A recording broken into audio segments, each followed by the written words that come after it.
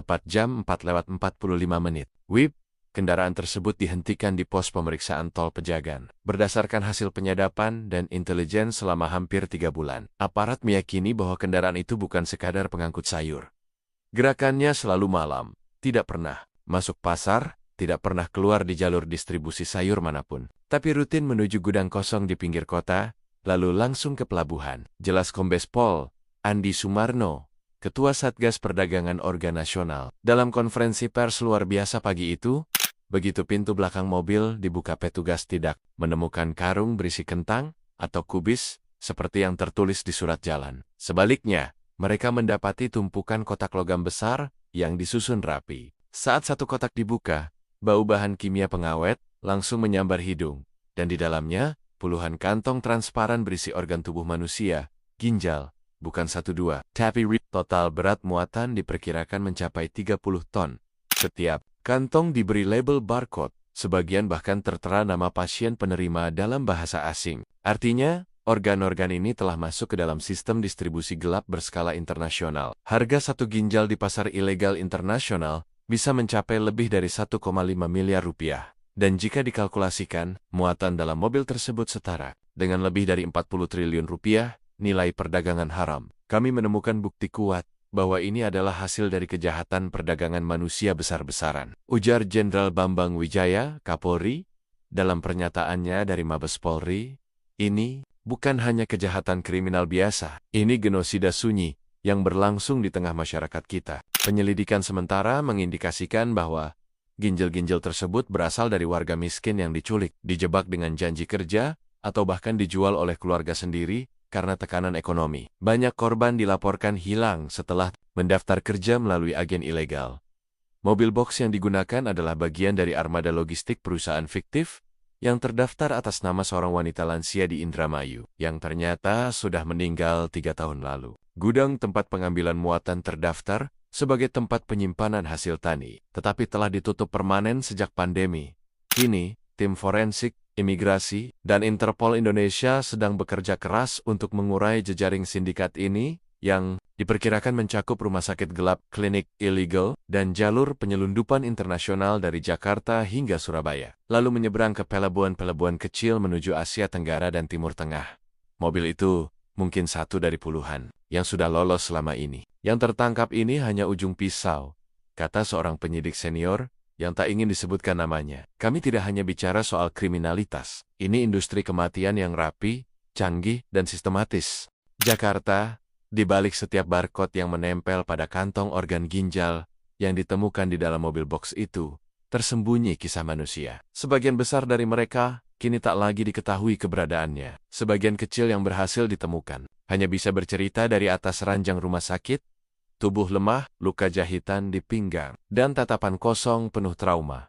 Penyidik kepolisian mulai menelusuri jejak barcode yang tersimpan dalam database penyitaan. Hasil awal menunjukkan bahwa banyak label tertaut pada sistem distribusi medis luar negeri. Beberapa barcode bahkan cocok dengan data rumah sakit swasta di Dubai, Hong Kong, dan Kuala Lumpur. Artinya, ginjal-ginjal itu sudah dipersiapkan, diklasifikasikan, dan dicocokkan dengan pasien kaya di luar negeri dalam sistem yang hampir sekelas. Rumah sakit profesional, namun alih-alih ruang operasi steril. Pengambilan organ dilakukan di tempat yang justru menyerupai kamar jagal. Kami menemukan bukti tempat operasi gelap di sebuah pabrik kosong di luar Tegal.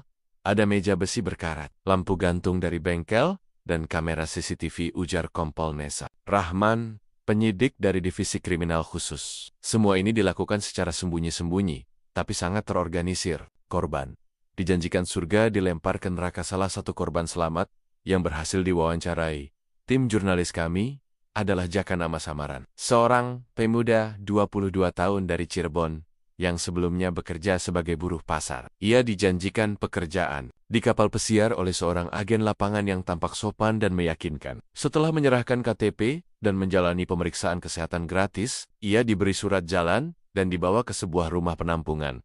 Saya dikasih makan, disuruh extra. Besoknya katanya mau ke Jakarta buat urus visa. Tapi malam itu, saya dikasih minuman. Saya nggak sadar apa-apa. Bangun-bangun, perut saya dijahit, ungkap Jaka dengan suara gemetar.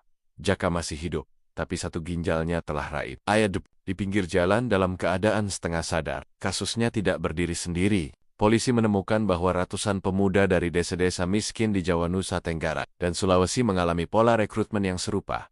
Dijanjikan pekerjaan, lalu menghilang. Sebagian bahkan dijual oleh kerabat sendiri, orang tua, paman, atau tetangga yang mendapat komisi jutaan rupiah.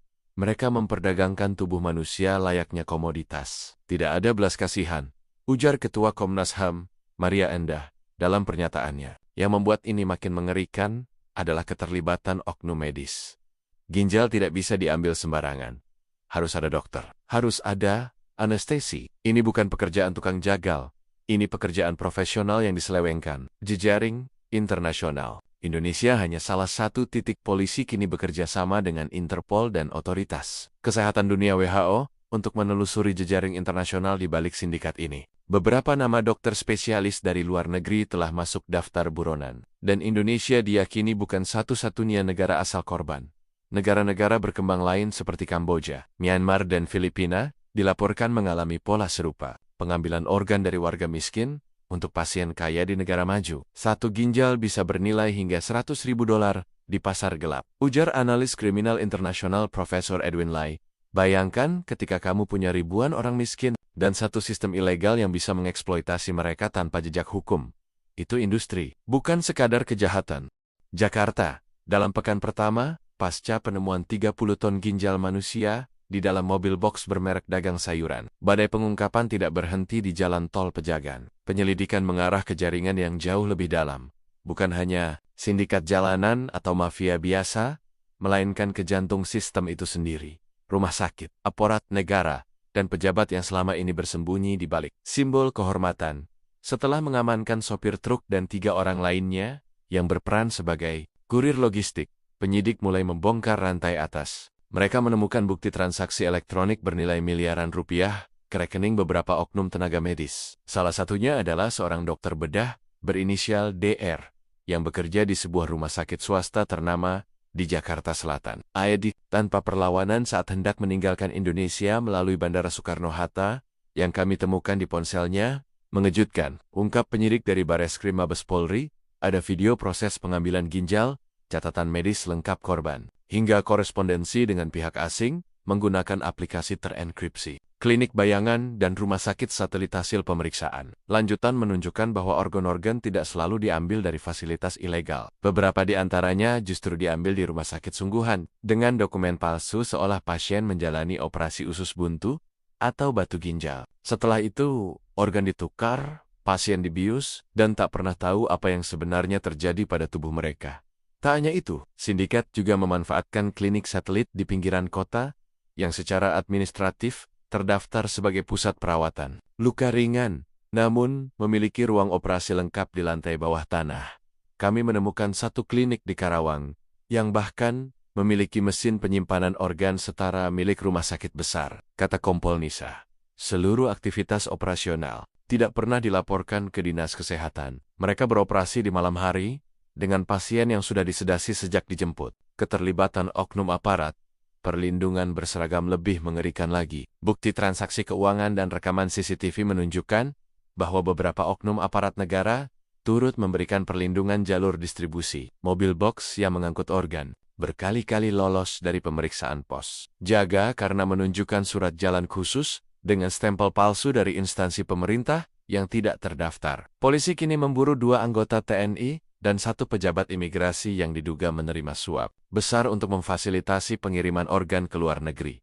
Ini sistem tidak mungkin bergerak sendiri, kata Ketua LPSK, Lembaga Perlindungan Saksi dan Korban, Luki Hartono. Ada tangan-tangan kotor dari dalam negara sendiri yang ikut bermain. Mereka bukan hanya diam, tapi justru ikut mengarahkan. Konferensi Pers Nasional Pemerintah terkesan tergagap pada tanggal 18 Juli tahun 2025.